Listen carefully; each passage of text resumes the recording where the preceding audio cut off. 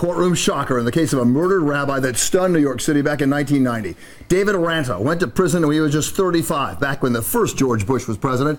And now, 23 years later, now that prosecutors and the judge agree he was wrongly convicted, freedom is his. But the lead detective insists he did nothing wrong in this case. Eyewitness News reporter Tim Fleischer is at the courthouse in downtown Brooklyn with our lead story tonight. Tim.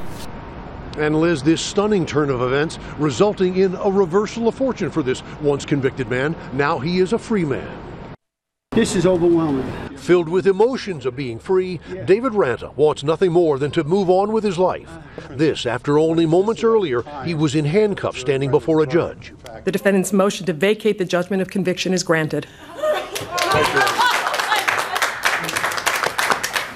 David Ranta slips out of his handcuffs after serving more than 2 decades in prison for a murder he and his attorney claim he did not commit. Yes, sir, you are free to go. Just over 23 years ago, Rabbi Chaskel Werzberger was killed sitting in his car. Police claiming a gunman who had earlier botched an attempted robbery of a diamond courier approached Werzberger, killing him and stealing his car.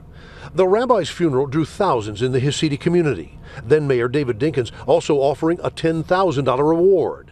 David Ranta, an unemployed printer, was arrested, later convicted, and sentenced to 37.5 years in prison. This is a travesty of justice from the beginning. The Brooklyn DA's Conviction Integrity Unit began reviewing the case in 2011 after questions were raised about witnesses and evidence against Ranta. A witness who had indicated that his identification way back then had been induced. Others had even raised questions about the police work in the case, which detectives defended. I didn't do anything wrong. I stand by my investigation. Others in the Hasidic community are left now with many questions. Isaac Abraham was a close friend of the victim. This is mind-boggling that this can happen, and it's devastating. But as Ranta was hurried to a waiting car and a new life as a free man, his family also hurried to be with him, hoping this day would come. I knew it would. I knew it would. I don't believe in the justice system for that whole time, but now, kind of renewed some faith in him.